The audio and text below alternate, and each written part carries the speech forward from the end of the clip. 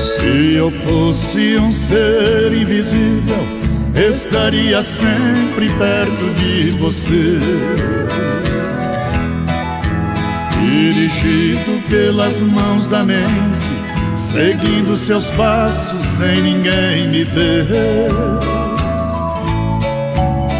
Seria seu anjo da guarda para que ninguém a tomasse de mim. Ouvirias a cada segundo a frase de amor mais linda do mundo, com a voz do vento lhe dizendo assim: